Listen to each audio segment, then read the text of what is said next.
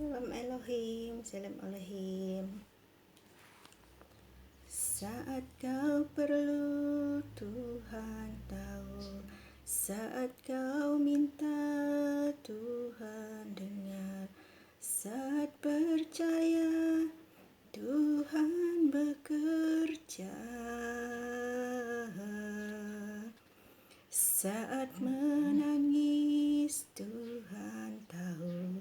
Saat berdoa, Tuhan dengar. Saat bersyukur, Tuhan berkati. Salam Elohim, salam hormat bagi ketiga pribadi ilahi yang sudah berada di tengah-tengah kita di dunia ini, yang berdiam pada tubuh-tubuh manusia yang hati dan iman mereka ekselen di hadapan Bapa, Pak Eman, Aditya Nugrahanto, dan mempelai Pangeran Ilahi, Ibu P. Hamdani. Salam Elohim semuanya, para malaikat Tuhan, nabi-nabi Tuhan, orang-orang kudus, para saksi-saksi Tuhan, anak-anak Tuhan dimanapun berada. Damai dan sukacita, kasih dan kemurahan Tuhan kita Yesus Kristus bagi kita semua. Saya mau bersaksi bagi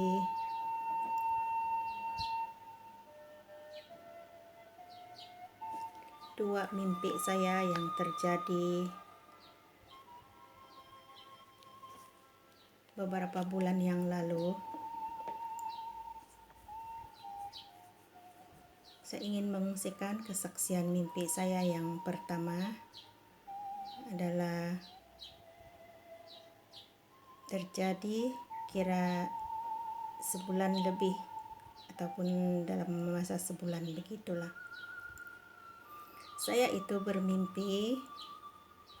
bermimpi, saya melihat ada hantu atau setan, tapi lebih dikenali sebagai hantu di dunia ini. Hantu itu adalah jenis kepala yang tercabut itu, yang dipanggil penanggal ikut negara masing-masing. Kalau kami di Sabah ini ada juga panggil penanggal, ada panggil balan-balan. Yang itu yang kepala dia saja terbang. Jadi saya melihat kepala hantu itu terbang, dan saya itu berkata, haleluya, haleluya, haleluya. Saya berkata begitu. Tanpa henti-henti saya menyebutkan haleluya, haleluya, haleluya, haleluya. Dan tiba-tiba di dalam mimpi saya itu, saya sangka cuma hantu balan-balan itu saja yang kepala terbang tuh. Tiba-tiba berkeluaranlah segala hantu-hantu. Berkeluaranlah segala jenis hantu itu, dan saya terkejut. Dari mana pula hantu nih semua nih? Hantu-hantu tuh berkeluaran dan berlarian. Jadi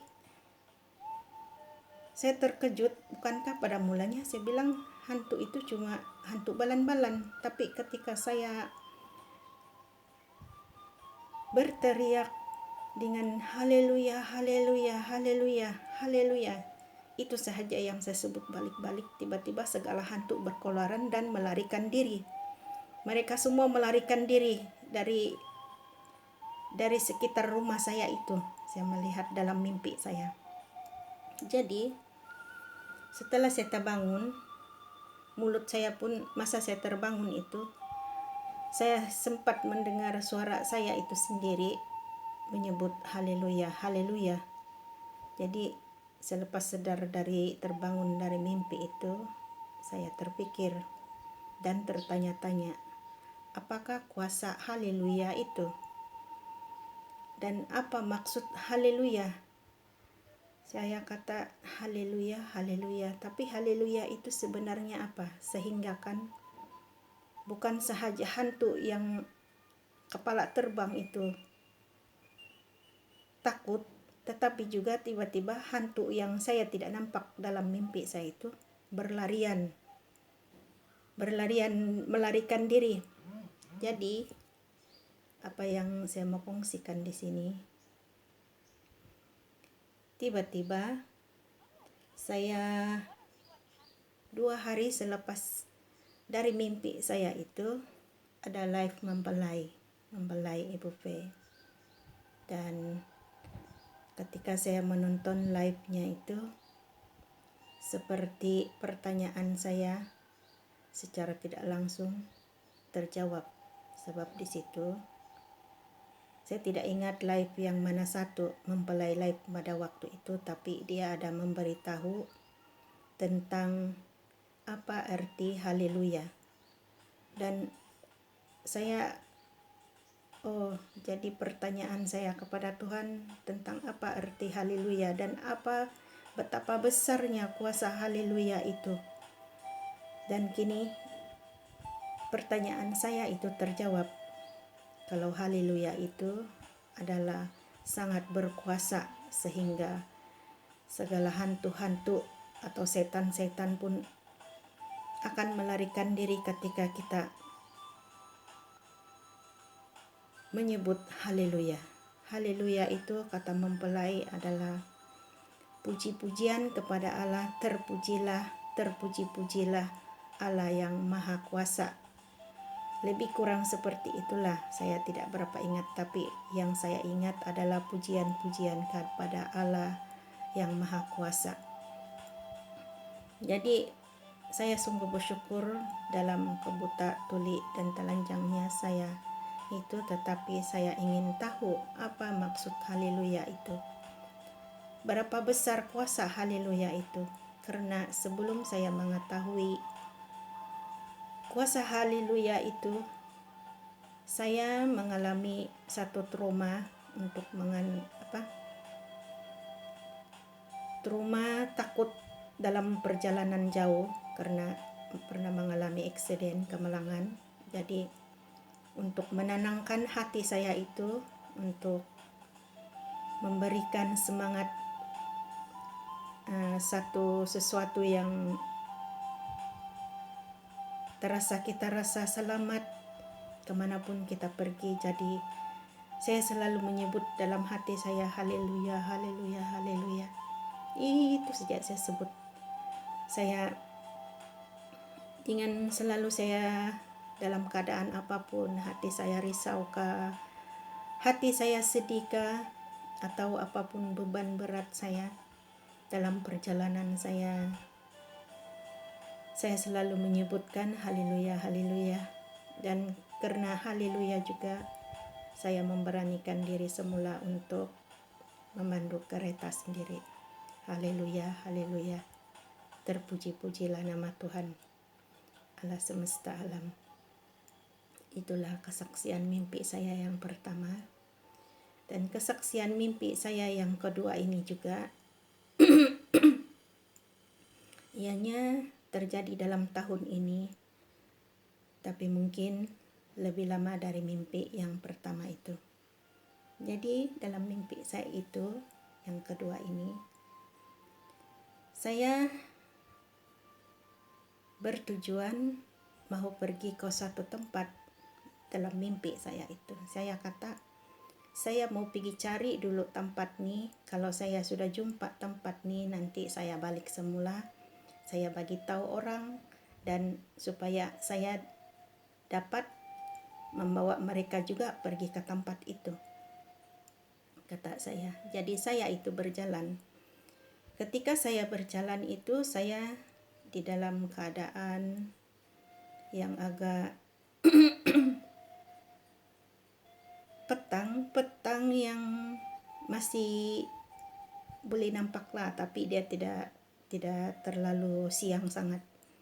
Berarti mungkin Kalau kita paksa juga berjalan, kita masih boleh melihat perjalanan kita.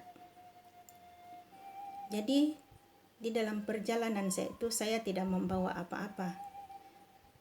Dan ketika saya mula berjalan dalam beberapa langkah itu, saya kata, saya ini berjalan, saya tidak membawa apa-apa. Kenapalah saya bodoh? Kalau saya balik pasti akan kemalaman sudah atau sudah gelap dan saya tidak ada lampu untuk perjalanan saya berpulang balik nanti. Jadi bagaimana saya akan dapat melihat perjalanan itu? Tetapi di dalam hati saya, di mimpi saya itu, saya berjalan juga dan tiba-tiba dalam perjalanan saya itu, sungguhlah saya bodoh. Adakah saya ini seperti 5 gadis bodoh dan 5 gadis bijak di dalam firman Tuhan itu? Mengapa saya menjadi gadis bodoh? Saya tidak membawa apa-apa untuk menjadi penerang perjalanan saya, kata saya. Kenapa saya tidak bawa telepon? Telepon kan boleh juga untuk jadi menerangi perjalanan kita, untuk jadi lampu suluh. Tetapi setelah saya berkata begitu, tidak apa, saya jalan saja. Pasti juga akan ada bulan, saya kata. Jadi maksudnya saya berjalan juga di dalam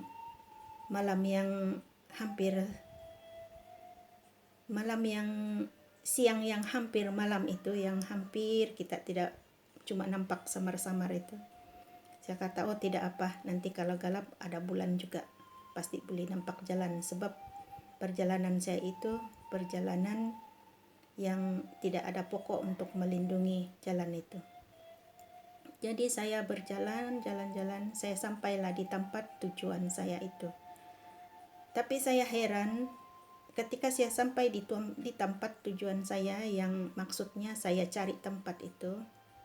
Di situ siang dan saya melihatlah bagaimana tempat itu, selamatkah atau sesuaikah untuk didiami. Saya melihat-lihatlah, jadi saya melihat sungai. Tempat itu adalah seperti perkampungan yang menghijau. Saya nampak sungai jernih sekali. Saya kata, di sini ada sumber air. Lepas itu saya melihat air terjun. Saya kata, di sini sungguh cantik, ada air terjun lagi. Dan saya memandang ke bukit. Ke bukit itu saya melihat ada rumah yang cantik di atas bukit itu. Saya kata, di situ ada rumah yang boleh didiami, dan pasti rumah itu sangat besar dan boleh membawa orang yang ramai untuk datang ke tempat ini untuk tinggal di sini. Tapi saya tidak tahu di dalam mimpi saya itu apa maksud saya mencari tempat itu dan tempat itu apa. Tetapi perasaan saya itu adalah saya mau mencari tempat yang selamat untuk lebih ramai orang boleh mendiaminya. Jadi setelah saya melihat tempat itu, saya tahu sudah di mana jalannya. Saya kata, saya tahu sudah tempat ini ada di mana dan di mana jalannya dan bagaimana boleh sampai di situ, kata saya. Jadi saya ini mau balik. Saya kata, perjalanan saya sudah gelap. Tapi tidak apalah, saya jalan saja. Biarpun meramas-ramas kaki saya berjalan. Tetapi selepas saya berpaling dari tempat itu, yang ketika saya sampai di situ adalah siang, tetapi bila saya membelakangi saya tempat itu dan berjalan balik semula, ianya menjadi gelap sudah. Jadi ketika saya berjalan balik itu, hanya berbakalkan hati saya yang yakin saya akan dapat pulang semula, biarpun meramas-ramas jalan itu. Tetapi tidak semena-mena, tiba-tiba perjalanan saya itu terang. Saya kata, siapa yang berjalan dengan saya? Siapa yang membawa lampu suluh supaya perjalanan saya terang, saya kata. Dan ketika saya mau paling begini, saya melihat 2 orang, boleh dikatakan perempuan, dan mereka bercerita-cerita, tapi saya tidak paham apa yang mereka ceritakan. Tetapi mereka di belakang saya di depan, dan perjalanan saya itu terang. Oh, saya kata, ada juga pula orang balik bersama dengan saya, dan mereka ada lampu picit, ada lampu untuk menerangi perjalanan saya juga. Dan saya berjalan terus, mereka di belakang masih juga bercerita, tapi saya tidak paham apa cerita mereka. Dan sehinggalah perjalanan saya itu sampai semula di mana tempat saya bermula, dengan diterangi oleh lampu dari 2 orang perempuan di belakang saya itu. Dan setelah saya sampai sejak di situ, baru saya menyadari bahwa laluan saya itu adalah sungai berbatu-batu yang telah kering. Baru saya menyadarinya, dan saya melihat ada ramai orang berkelompok-kelompok di tengah-tengah sungai yang kering itu. Di sana kelompok. Saya kata, kenapa mereka ini berkumpul-kumpul? Apa yang mereka buat dengan berkumpul-kumpul begitu? Dan setelah saya sampai di situ, saya melihat pemandangan itu, dan saya tidak sempat, dalam mimpi saya itu saya sudah tidak menyadari di mana perempuan 2 orang yang menerangi perjalanan saya itu. Setelah saya berpikir tentang orang yang berkumpul-kumpul di sungai yang kering itu, dan begitulah mimpi saya itu, tiba-tiba saya pun terbangun. Apa yang menjadi pengajaran ataupun pengungsian dalam mimpi saya ini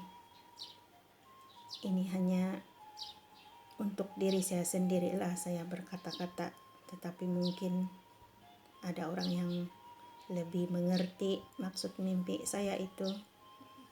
Pasti ada sesuatu yang lebih bermakna lagi. Jadi saya berkata untuk diri saya sendiri, saya tidak mau menjadi termasuk dalam 5 gadis yang bodoh itu. Saya harus menjadi 5 gadis yang bijak. Jadi bagaimana menjadi 5 gadis yang bijak? Seperti kita tahu, yang pasti semua sudah membaca firman Tuhan tentang 5 gadis bijak dan bijaksana dan 5 gadis bodoh di dalam Matius bab 25 ayat 1 sehingga 13. Jadi marilah kita bersama-sama memahami, marilah kita sama-sama membaca firman Tuhan ini dan meminta hikmah dari Bapa Yahweh sendiri, agar kita dapat bimbingan, tuntunan menjadi 5 gadis bijak, 5 gadis bijaksana, terutama dalam kehidupan dunia akhir zaman di waktu ini, di mana kita harus berjaga-jaga di dalam iman kita, berjaga-jaga dengan pergaulan sekitar kita, antara sesama kita.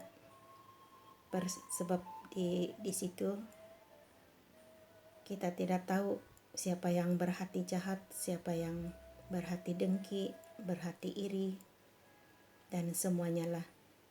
Kadang-kadang kita ini tidak membuat apa kesalahan pun, tetapi ada juga manusia yang sememangnya berhati jahat itu, yang kita ini berdiam diri juga menjadi satu kebencian untuknya. Semoga kesaksian saya ini tidak dapat banyak untuk saya perkatakan. Hanya semoga Tuhan Yesus Kristus akan terus memberikan kita kemampuan, ketekunan, di dalam hidup kita seharian menjadi anak-anak Tuhan yang lebih bijaksana seperti 5 gadis yang bijaksana itu. Dan yang terpenting, biarlah roh kita sentiasa berjaga-jaga tentang keadaan akhir zaman ini maupun apapun keadaan itu. Hidup seharian kita, hidup alam roh kita, dan seterusnya. Segala pujian dan hormat bagi Allah yang Maha Kuasa, Allah semesta alam, Bapa Yahweh, Bapa Yesua Hamasya Elohim, Tuhan Yesus Kristus, Roh Kudus, Roh kebenaran, di tempatnya yang maha tinggi, tempat yang maha kudus, kekal dan berkuasa sepanjang segala masa.